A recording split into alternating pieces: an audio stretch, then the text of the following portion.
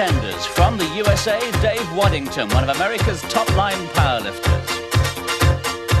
From the Netherlands, Arm Wolders, who's currently Holland's strongest man. From Kenya, Pius Oching, one of his country's best ever Olympic lifters. From Iceland, the showman John Paul Sigmarsson, last year's runner-up. Canada's representative is Daniel Poulain, arm wrestler and professional strongman. West Germany competing in the massive shape of champion lifter Rudolf Kuster. From Sweden and on home ground, jazz-loving powerlifter Ingvar Gustafsson. And from Britain, the man they'll all have to beat, Jeff Capes, currently the world's strongest man. And we, like the competitors, have travelled to a wintry Sweden and a place called Mora, a round-the-year holiday resort in the Siljan region, 150 snowy miles northeast of Stockholm. Every year, Mora is the destination for skiers, hikers and climbers from all over Europe. It's famous for hosting the Vasalopp, the international cross-country ski race.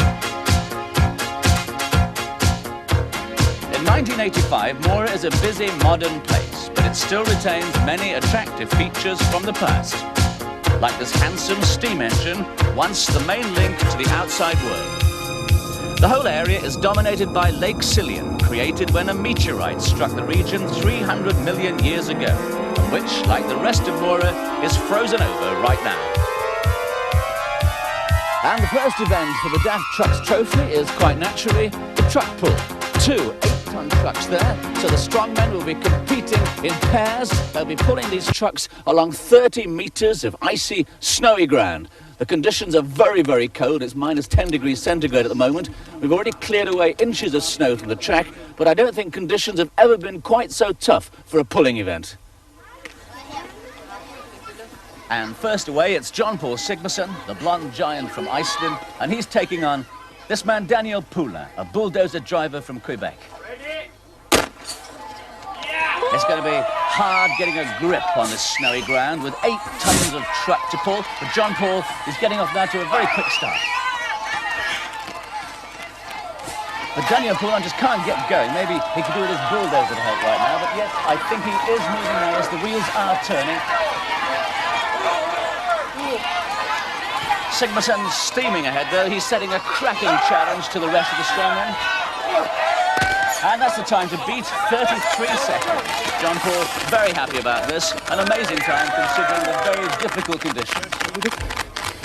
Were you slipping a lot? Yes. My last few meters, I was slipping a lot. I suppose with coming from Iceland, this sort of condition is much better for you than for most of the other competitors. Yes, but in Iceland now we have the best weather in Europe, so... And Poulain is still towing that truck home, taking a time of 1 minute and 20 seconds. Daniel is not pleased about that. He's come from Quebec for this contest. He's a new boy in this big league, and he desperately wants to do well. On now to Heat 2. The lanes, by the way, are chosen at the toss of a coin. On the left, it's Jeff Capes, and on the right, the American Dave Waddington. And both men really struggling to get a start there. Dave Waddington sliding all over the place. Capes is underway, though. Big Jeff loves this type of event. He always does well in them. Waddington's truck might seem to be hard to get going, but in fact the vehicles are identical. They've been checked by experts, and Waddington now has got the thing moving. Jeff Capes steaming ahead, yet he's going slower than Sigmarsson. The current world champion could be beaten at his best event. 38 seconds, that's 5 seconds slower than Sigmarsson. What an upset right at the start for Jeff Capes. And here's Dave Waddington coming up to the finishing line after 30 punishing, slippery meters.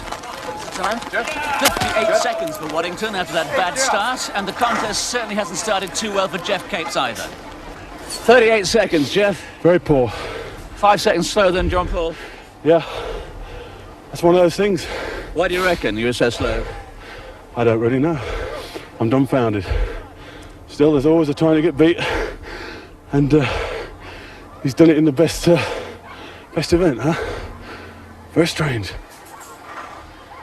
Well, not everybody is too worried about Jeff's performance as we move on to Heat 3 of the truck tow. And it's Pius Ching from Kenya, the shortest and lightest man, taking on the local hero, Ingvar Gustafsson, a security guard from Stockholm. Now remember, each of these trucks weighs 8 tons, and hard-packed snow is a surface that's never been used before in this competition. But Pius Ching is getting a good foothold now. He's only 5.5 feet tall and 15.5 stone. That's pretty small by strongman standards. He's 25, he lives in Nairobi, and he's Kenya's outstanding Olympic-style powerlifter. Well, Ingvar Gustafsson used to be a sprinter at school, and now he's trying to sprint and pull a truck at the same time. He's doing well, though, but he's a much slower man than Ching. Pius got into a good towing action there, almost strolling to the finishing line, and he gets there in 47 seconds, I make it.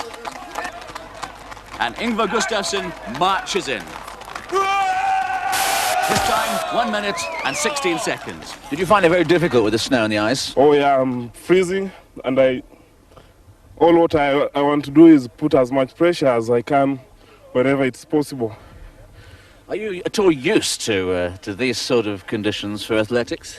Not really. This is my first time to experience such weather. Now the fourth and final heat, and it's Arb Wolders of Holland, a great all-rounder among strongmen, against the rising star Rudolf Kuster from West Germany. Ready? This is a tussle between two of the biggest, the most evenly matched men in the championship. Arb Wolders keeping low, he's got a good technique there, getting off to a great start. In fact, this heat is between the two men who came equal second in the contest to find Europe's strongest man in Holland a few months ago. Kuster finding it hard to get going, but Arb Wolders powering his way to the line to finish in 35 seconds. So that puts him into second place. Jeff Capes drops down to third. A great effort by Wolders. And Rudi Kuster, the postal worker from Kassel in Germany, hits the line after 55 seconds. As Arb gets checked by his coach, and Rudi gets up from the snow, here's Jeff Capes pondering his performance. 38 seconds to me is an eternity, and it's very strange to go so slow. And but the timekeepers assure me that the clocks were correct. I thought they'd probably frozen up, but they said it was right. So they're the judges, and the result obviously stands. First Sigmarsson, second Wolders, at this moment third me, and then the Kenyan in fourth place. So already the competition is open, and where people like myself thought they'd do very well in their best event, I'm in third position. So already the tables are topsy-turvy after the first event. Well, I hope that lone skier there and all the other people up on the slopes have been warned to stay well clear now, because the strongmen are about to start throwing their weight around. This is a land of pine forest, so there's been no difficulty at all in finding the vital ingredient for the next event, a caber. Tossing the caber is as traditional a sport in the Northlands of Sweden as it is in the Highlands of Scotland. And this particular caber, well, it weighs about 36 kilos, that's about 80 pounds. It's about 5 meters long, and the strongmen have to throw it as far as they can. Well, here's the course, cleared and flattened and marked out, and let's catch up on the highlights of what's been happening. Daniel Poulain has never done this event before. His best throw was 8.25 meters, just over 27 feet. Another newcomer, Pius Ching, managed just over 22 feet, 6.73 meters. Here's Ingvar Gustafsson to throw. And he fails because the caber must somersault end over end. Rudi Kuster did better than most of the newcomers to timber throwing. He did 10.5 meters, 34.5 feet. The caber getting a bit of attention, a bit of de-icing there. And we join the action with Dave Waddington to throw. So far, his best was 15.18 meters. That's nearly 50 feet. And Dave, incidentally, came third in the World's Strongest Man contest in 1981. It's a good one. It somersaulted right over, sliding along the snow. It's just a couple of inches short of his best throw. And now it's the last throw for Jeff Capes, vastly experienced in this event, a star of many a Highland Games. And it must be his best yet here at Mora. 16 meters 75, but Jeff seems a little anxious. I don't think he's too pleased about the way things are going for him. Arb Wolders gets help from the two officials who are there to position the caber for the strongmen. Now, Arb openly admits that this is not his favourite event. His best throw here so far, 40 feet. The snow, as you can see, is falling heavily now. That's not helping, and it's still bitterly cold.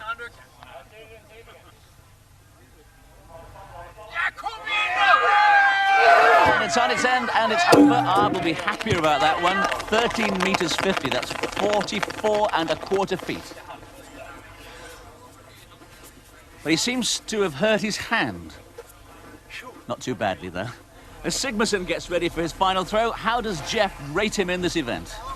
John was up in Scotland last year, and unfortunately we taught him how to toss the caber, and he's becoming more efficient all the time. And in fact, he's very good. Again, I think you know, he's the sort of guy who'll go on and keep learning and learning and learning until he's unbeatable. Well, let's see if he's unbeatable now. He's already thrown 60 metres 65, 54½ feet. Can the pupil beat the master? And that's a tremendous throw. They'll be proud of him in Scotland. With his second throw, Sigmarsson sets a new world record. 17 metres 29 centimetres. So a new world record for John Paul, 56 feet 9 inches, and that gives him 8 points, one more than his Highland Games mentor, Jeff Capes. Dave Waddington, who says he's still getting over jet lag, picks up 6 useful points there, but it's the Icelanders' event. Well, congratulations, John Paul, on breaking a new world record. Thank you. Do you normally throw the caber? No, I don't. I did last summer in Scotland, but not for distance. Just turn over 12 o'clock. For the accuracy of the toss, really? Yeah. And have you done a lot of training for this championship? I'm always training a lot. Always. Not especially for World's Strongest Man. Just for myself. And how important is it to you to win this competition? I want to be the king of the competition. Always. Well, he is the king so far, 2 wins in a row with a maximum 16 points. And the present title holder, Jeff Capes, is already 3 points behind. Watch out, though, for that trio of Wolders, Waddington and Kuster. They won't let Sigmarsson or Capes get away with anything. Well, in this place, it's Christmas every day of the year, even when the sun is here in the summertime, because they've just built a place called Tomtyland, which means Santa Land, and it's now the new official home of Father Christmas. And his reindeers are here as well, kept in a special pen behind Santa's house. This picturesque building is Santa's toy factory, where all kinds of gifts connected with the famous man are on show. And we're going inside that factory now for our next event. We've taken over the workshop for a while, and some of Santa's staff are watching. But no way could this lineup be regarded as Santa's little helpers. Well, this log fire has been helping to warm us all up after the Arctic conditions outside, but our strongmen have got another way of hotting up as well. It's the rock lift, and it's a pure test of brute strength. And what makes this extra difficult is the rocks are any old shape and they're awkward to handle. So what's Jeff's technique? I just think you've just got to get it up there and pray, basically, because I mean, people might say, well, I can press 300 pound on a bar. But the bars don't come into it at all because it's a small piece of rock. You have a very narrow push position. You're not getting a bar, which is ideal. You've got a bar and you can use your own grip and push easily. But this is a very strongman event. And here's the would-be king of the strongmen, John Paul Sigmarsson, the young pretender, making a bid for Capes' crown. And Sigmarsson makes it look like a piece of cake. In round 3, this is what's been happening. Wolders, Sigmarsson and Capes have all lifted 100 kilos. Ching has failed, and the only man still left to attempt this weight is Rudy Kuster. 100 kilos, Rudy Kuster. Rudy's currently 5th overall, so he really needs to build up some points now.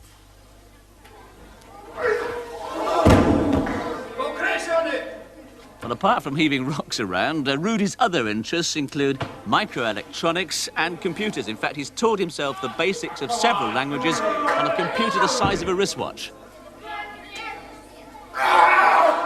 He's got it onto his chest. Now, can he lock those arms out above his head? No, that 100-kilo rock was just too much for Rudy Kuster. He was second in the European powerlifting competition a little while ago, but these jagged and unbalanced lumps of local stone have beaten him. It was a brave and a very painful effort, though. The doctor just checking Rudy. I don't think it's serious, just a nasty graze. So, as a new and heavier rock is manhandled onto the rostrum, it takes 2 lesser mortals. There are only 3 left, Wolders, Sigmarsson and Capes. At 110 kilos, Jeff Capes. Jeff doesn't like to be trailing in any kind of competition, let alone in one where last time he was on top.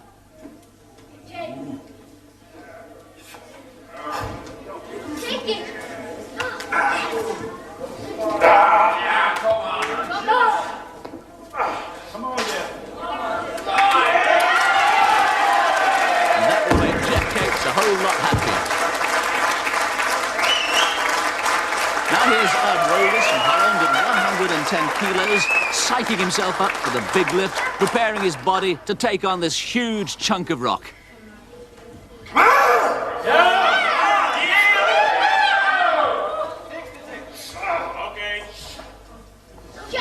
And now he's got to get that boulder up above his head. He rests it for a while, laying the cranium to the stranium.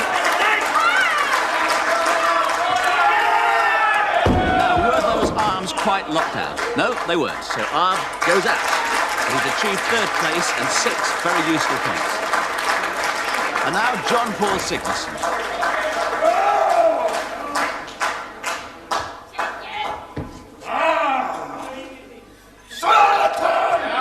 John Paul calling on the Nordic gods for a bit of help. And like Arb, he's also using the head technique. Yes, it's a good lift for this 25-year-old Icelander, and he acknowledges the cheers of his fans. So, as the weight goes up to 115 pounds, there's just John Paul and Jeff Capes to battle it out.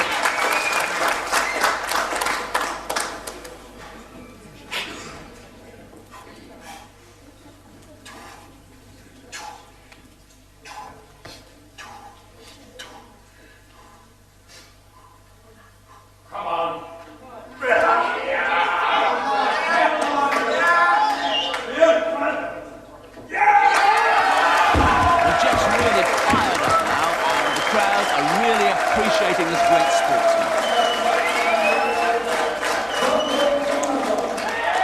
And Sigmarsson, ever the showman, seems to be thoroughly enjoying this event as well. But can he stay with Capes?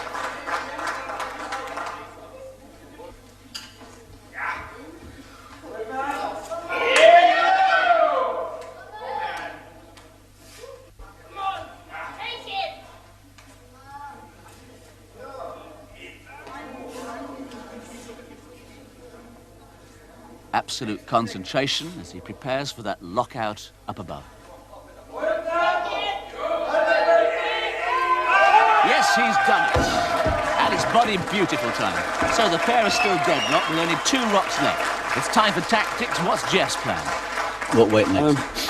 Well, I think it's a gamble, basically, because there's only 2 of us left, and the points difference is 1. So I'm going to try the 130. Obviously, I don't know whether it's possible, but obviously I'm going to try. And John's opted for 125. Is that not a bit of a risk, 130? You might damage yourselves. Everything's a risk. The whole competition's a risk. Not physically, but taking chances where chances occur. 125 kilos, John Paul Sigmarsson. So John Paul playing it safe, trying for the 125.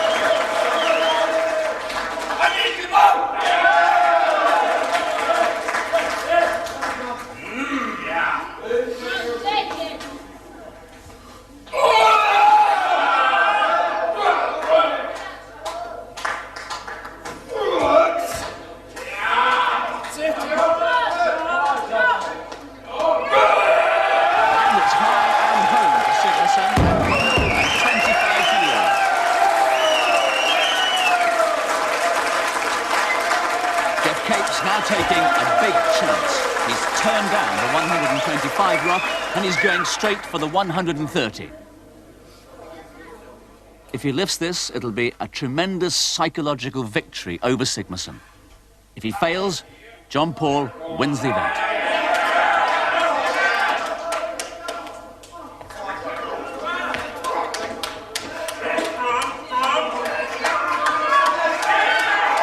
What a shame. Capes indicates that's enough.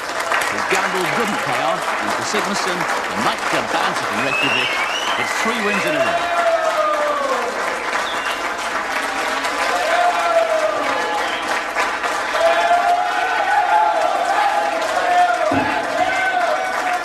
So Jeff Capes having to be satisfied once again to come second to Sigmarsson. Wolder's still looking very much in contention with 6 points, and little Paiso Ching and Rudi Kuster sharing 4th position. But it's maximum points for the Icelander. In the last 2 years of these competitions, you've really sort of grown in size and stature, haven't you? Have you done a lot of effort to build your body up? Yes.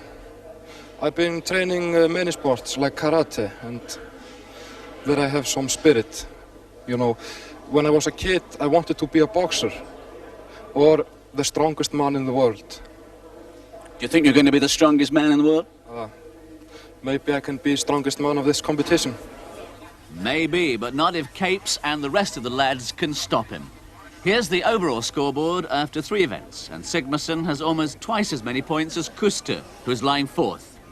Gustafsson and Poulin are getting left behind.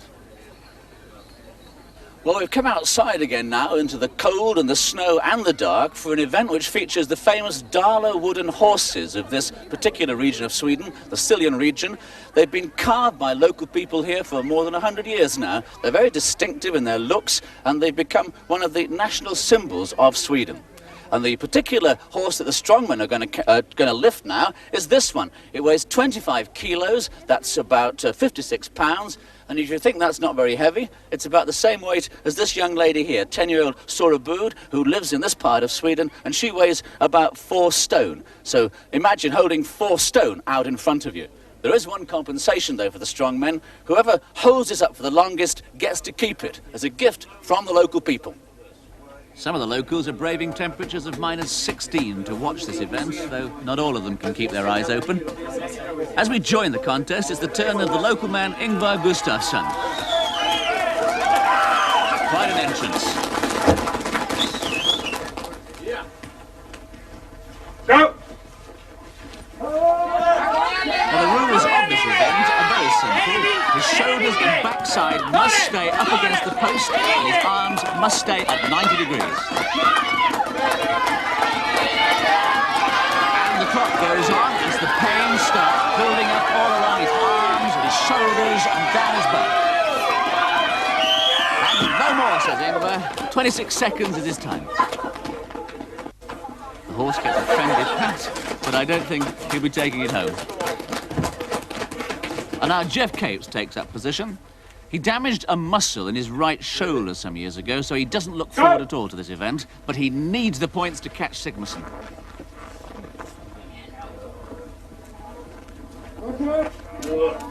And already the weight of that horse is beginning to tell, but that's the time he has to beat. No, it's gone. And that obviously hurt Jeff, but he didn't expect to do well. Now the turn of Holland's strongest man, Wolder's, who has performed so well in this event in previous contests. He must be a favourite tonight. Go! Arb's a really determined man, and he's trained very, very hard for this contest. And this is a good time indeed. He's already 10 seconds ahead of Gustafsson, and his cool, iron-willed Dutchman keeps on going, battling against the pain.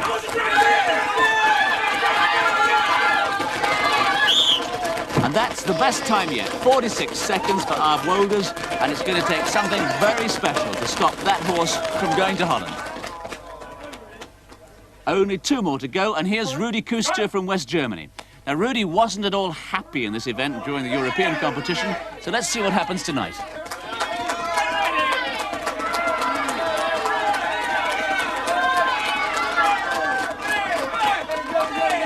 46 seconds to beat, and he's looking very determined and very powerful. And that's it, 34 seconds, a creditable time, but not a winning one. Now to the last man, who also happens to be an overall lead so far in this World Championship, John Paul Sigmarsson. Can he make it 4 wins in a row? I'm going to win. I came here to win. He came here to win, he says, but will he be able to beat Arb Woder's time of 46 seconds?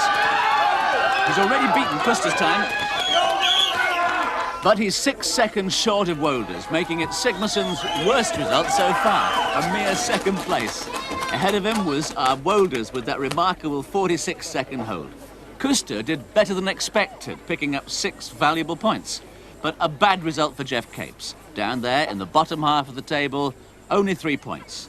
This was Woder's triumph. Arb, you must be very pleased at the end of the first day, your first win. Yes, I needed it for my confidence, and I knew I was good in this event. And they told us that if I won, the winner could take the horse home. And I won to take the horse. What are you going to do with it? I give it to my son. I got a son of 8, and he would be pleased with it. And you're pleased as well because you've knocked Jeff Capes into 3rd place. Yeah, and I took some points off John Paul Sigmarsson, and that's on this moment number 1. So you always have to look at number 1. But he will come tomorrow. So you're looking forward to tomorrow? Yes, that should be my day. But today has unquestionably belonged to Sigmarsson. 3 wins and a 2nd place put him 5 points ahead of Arb Wolders, who's looking more threatening with every event. And it's really these two who are standing between Jeff Capes and his title. Well, they do say that music has charms to soothe the savage hearts. Here's some traditional folk music at the end of a very hard day, and a welcome opportunity for competitors and fishers alike to relax and to put aside the worries of tomorrow. With true Swedish hospitality, the mayors and local dignitaries of the 5 communes in the Mora area are giving a party in honour of the competitors.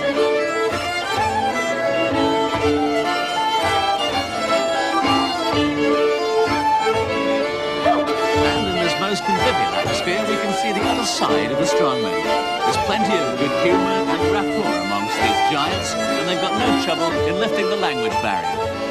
On behalf of the Siljan Group, representing the towns around the Lake Siljan and the city of Mora, I would like to wish you all very welcome to our part of the world.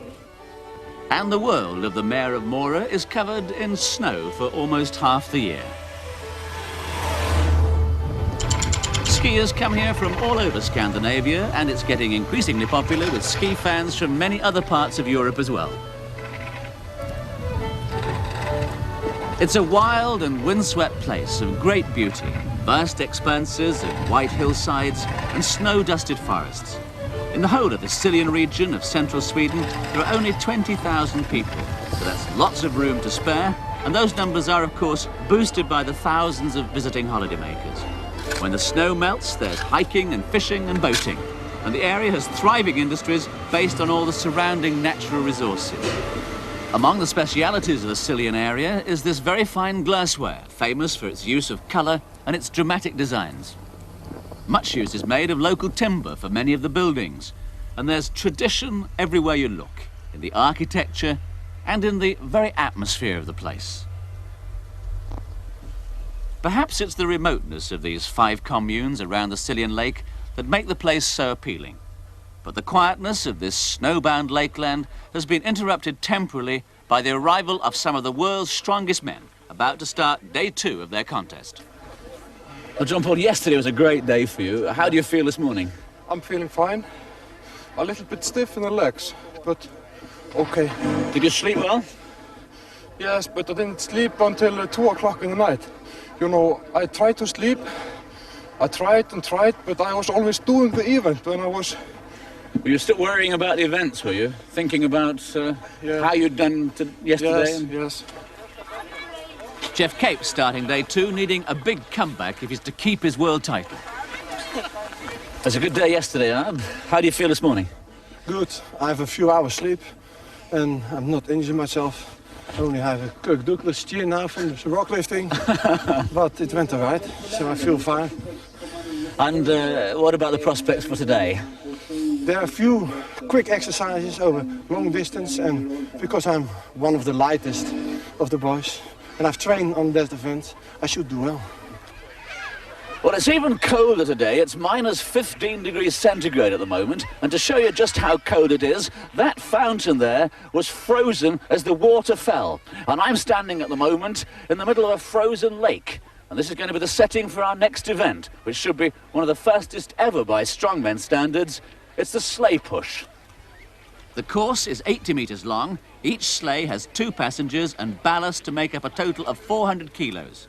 In Heat 1, the lineup is nearest the camera O'Ching, then Gustafsson, Quister and Wolders. Ready? There are 2 heats, so it's the winners and the 2 fastest losers who qualify for the final.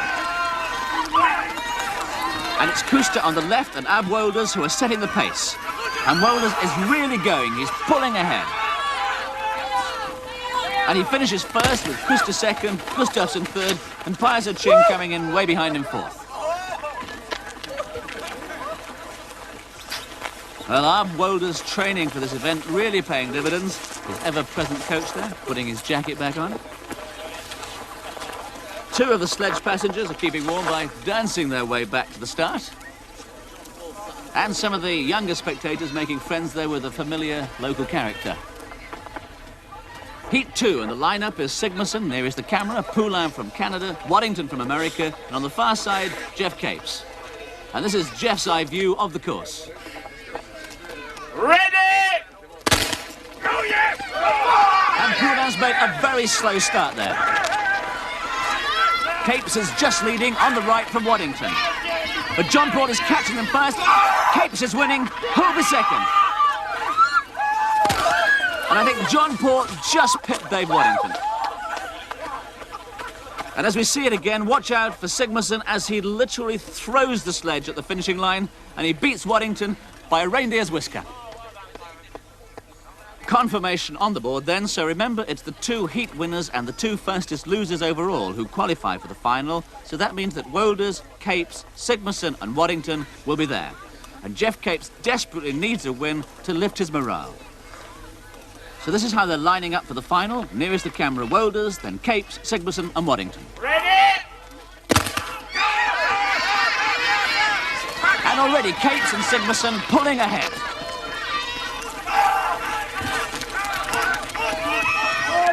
Jeff slightly in front there, but it's very, very close. And there's a triumph for Jeff Capes, the heaviest man in the contest and also the fastest. Sigmarsson second, Wolders third, and Waddington fourth. Well, this has been a spectacular new event in this contest to find the world's strongest man. And there's Dave Waddington getting treatment from the doctor. It must be due to gulping in this bitterly cold air so quickly into his lungs. Jeff Capes also having difficulty in breathing after the demanding race, but for the first time here in Sweden, he's won something. An amazing time of 16.9 seconds gives Capes 8 points. Sigmarsson comes second again, and there's consolation for the last 4 because they only had to run once. Jeff's the winner, but he's having to pay the price. Feels like you're going to die. Can you describe how you feel? Pain.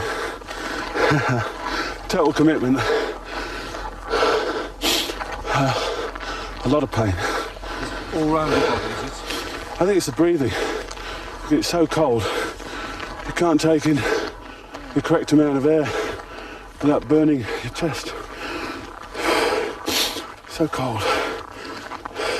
But in spite of the conditions, that win will have cheered Jeff up considerably, and it's also put him back into contention again. He's only 1 point behind Wolders, but with 3 events left and 38 points scored so far, it's the man from Iceland still in a commanding lead.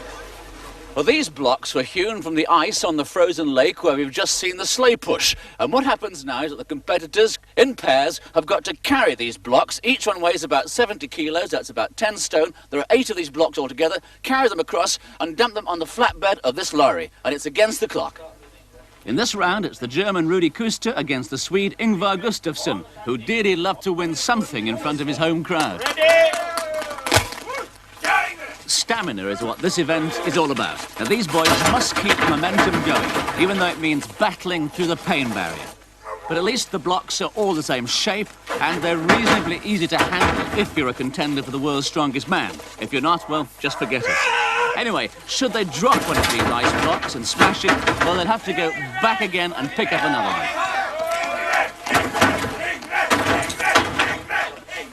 The crowd urging Ingvar on, but he looks as though he's tiring. I bet he'll never take ice in anything again.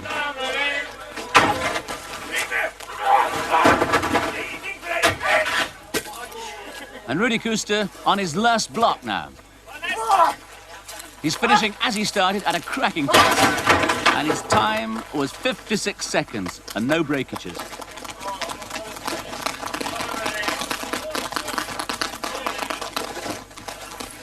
Leaping ahead now in time, and Gustafsson struggles in with his last block. It'll be a slow time, 2 minutes and 44 seconds. Now Arb Wolders on the left versus Sigmarsson on the right.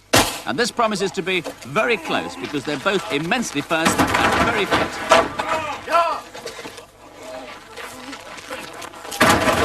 They've started at a really furious pace. Wolders just ahead.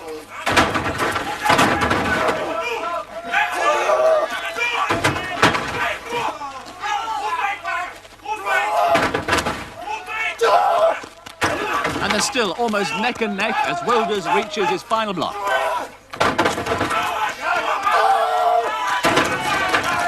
And that is a very fast time indeed, with John Paul only just behind. A great performance by both of these great competitors. John Paul, were you surprised to be beaten by Arb in that heat? You know, I can't be beaten. I'm not a Superman. I think Arb Wolders will be the fastest one. Maybe Jeff. He is in his best form now I've ever seen him. And what about your prediction for the final result? I'm looking forward to do the arm wrestling. I'm looking forward to be broken or broke somebody. Seems like a nice boy. Now it's Capes versus Oching, the largest against the smallest. Ready?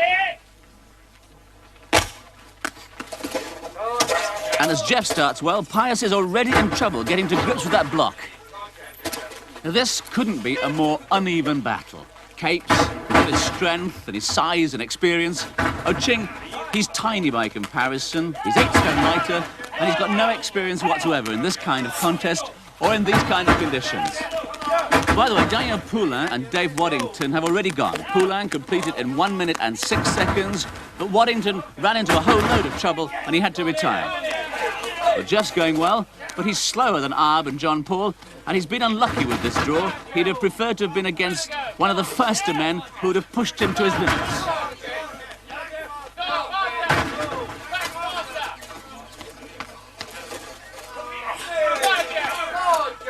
Jeff now with his last block, his time 53.5 seconds. Pius is still struggling. Come on, Pius. You've been following up. Okay. Take it from the bottom. Come on. From the bottom. That's it. And what a brave effort from the Kenyan. And as Wolders' turn to come first again, Sigmarsson starting to get used to second place, and Jeff Capes, probably the best all-round athlete of the lot, gets another 6 points. Only 2 points for Pius Oching, but he deserves much more for sheer guts. What did you feel like when you went back to get that 8th block? All what I had to do is show everybody that I am a fighter. You see, when you're on the ring, you've got to keep going. 3/4 to the contest, and Sigmarsson maintains the lead he's had from the start. Arb Wolders could still beat him, but Jeff Capes needs a miracle now to retain his world title. And the rest of the field, well, they don't stand a chance, but they're enjoying themselves. And for a more traditional test of strength, we move back inside the toy factory for the bench press. Both the competitors and the crowd are very glad to be back in the warm again. And in this event, the strongmen lie on the floor and have to push heavy logs up above their chests. Their arms must lock out strong. They all lift lifted 200 kilos except for Ching and Pula, and we join the event at the 210 kilo log with Kuster, having just failed. At 210 kilos, our boulders.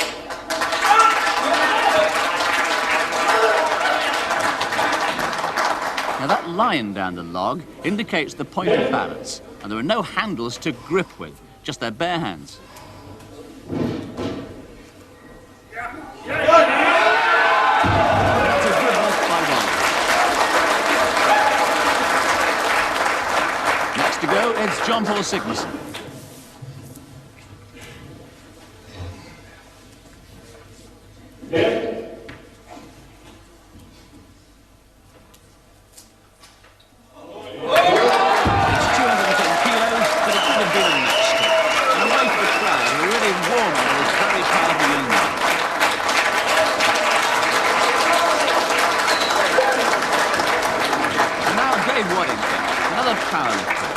He's been really looking forward to this event, and his training program as one of America's top powerlifters should stand him in really good stead. And that's a good lift from the American. Next comes Jeff Case. Jeff Case.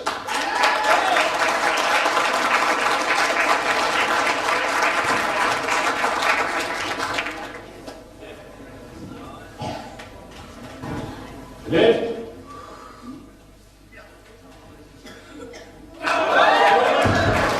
Jeff also looking as though he could go a long way in this event. And now Ingvar Gustafsson still searching for an event in which he can shine. Wolders and Sigmarsson looking on intently because they all know there's a high injury risk in this event because of the lack of a grip on those logs.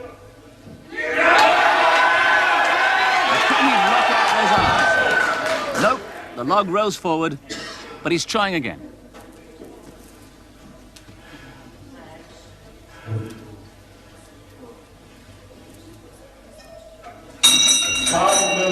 Sadly, he's out of time, so now only 3 minutes. And Wooders at 220 kilos. Our boulders. Psyching himself up to really hate that leg.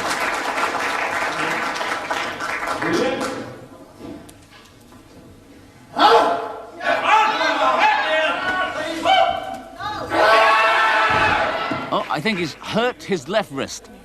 John Paul looks anxious. Is he still going to go on? It looks like it. No, that's it. He's not going to risk any further damage to his wrist. And at the same weight, John Paul Sigmarsson. And that Swedish log is certainly getting an awful lot of Icelandic stick.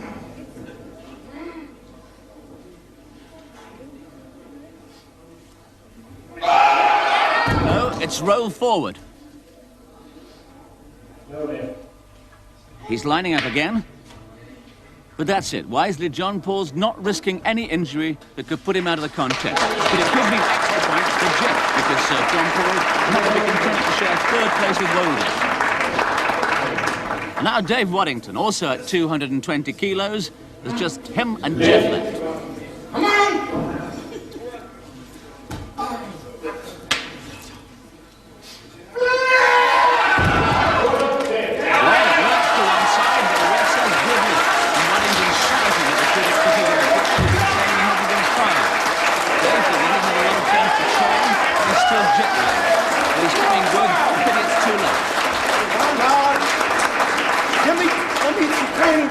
And Jeff is going into the unknown now for him. He's never before pressed this sort of weight. The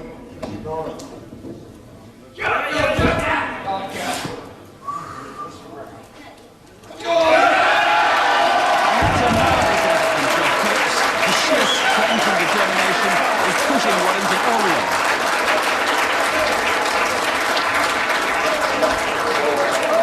So the 230 kilo log is lifted into position, just over 500 pounds there. This really is warming up. Come on!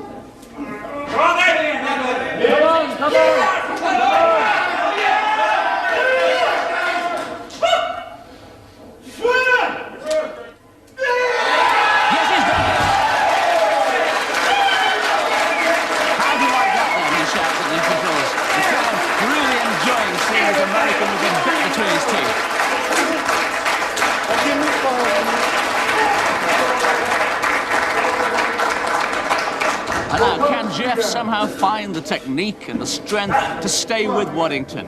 He's got to push up very nearly a quarter of a ton. Come on, Jeff. Left. Go, 60 seconds. Come on. Waddington shouting encouragement. No, Jeff indicates that's it. Nevertheless, it was a fantastic performance to beat Wolders and Sigmarsson, Kuster and Gustafsson, all of them world-class lifters. But it's victory at last for Dave Waddington, the powerlifter from Sandusky, Ohio. So how hard did he find this event? About 10 days ago, I did 585 for swing. I've done over 600 pounds, so I was probably the best bencher here, and I'm sure I could have probably done 100 more pounds. It seemed like they were getting easier.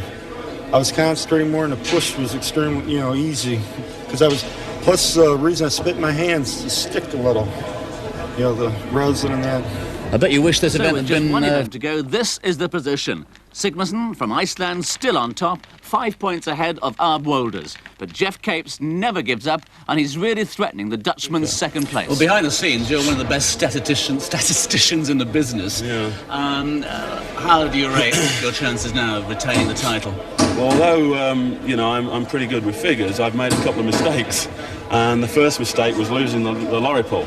And that was very important, and it was a very important loss in terms of position. I lost 2 points. At this stage of the competition, I am now 2 points behind Ab Wolders. I don't think we can catch John Paul, but I needed those 2 points. And, but there again, we got another event to go, one more event, and anything else can go wrong.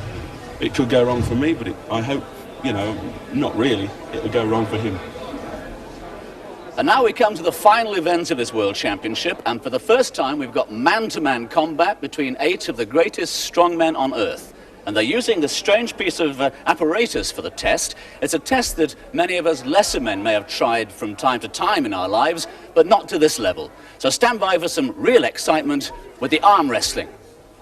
And although he hasn't done well in the competition, the former Canadian arm wrestling champion Daniel Poulin must be highly fancied in this event as Kuster and Gustafsson take up their positions. That's better. Take the straight.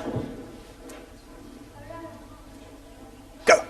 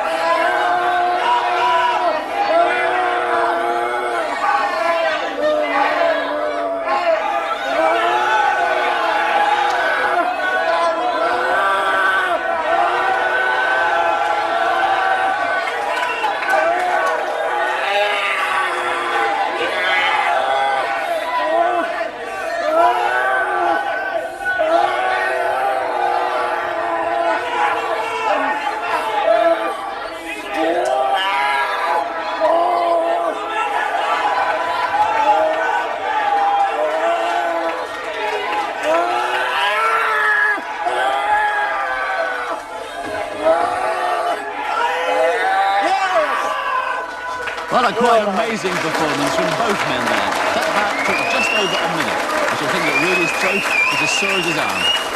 And now we move on to the first semi-final. Daniel Poulin versus Arb Wolders. The 32-year-old French-Canadian from Saint-Simon, Quebec, is an arm wrestling champion, so Wolders is really up against a lot of experience. Let's go.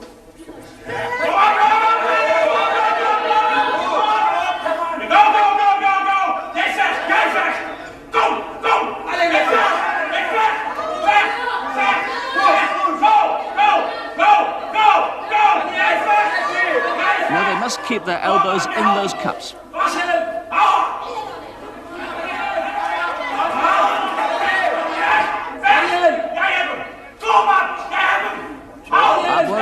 coach there desperately shouting encouragement. Go for it! Yeah! Five seconds. And the ref warns Arb about keeping his wrist in the correct position. Sorry, you're disqualified for failing to get your wrist back within the 5 seconds. And the ref stops it. There are position. very strict rules in this event. Sorry. So Daniel Poulain is the winner Yes, and goes to the final. And so to the second semi-final, the showdown between Jeff Capes, the reigning title holder, and the heir apparent John Paul Sigmarsson. A man-to-man battle of the giants.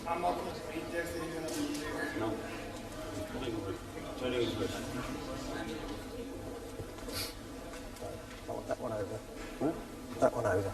That's it. Is the elbow on the top over there? Just a show. Over there. Hang on, Is let's elbow? sort the That's top out fine. first. You're Yeah, I'll very be close to the edge. And the ref there double-checking their positions. Are you pushing the I must- fingers, right? no, I must see one. I must see one. Fingers. Jeff not happy with the way the referee was adjusting the grip there, but these are tense moments for the Englishman. The rules are very strict. That's better.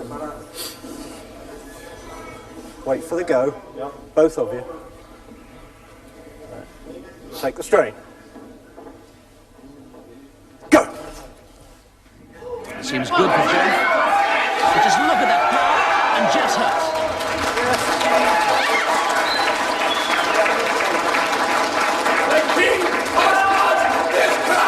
The king has lost his crown, roars John Paul in his moment of victory. But Jeff gave a shout of absolute agony at the end of the bout. What exactly happened? I had a muscle tear in the forearm, literally just, you know, you can hear it. Like a dull tear.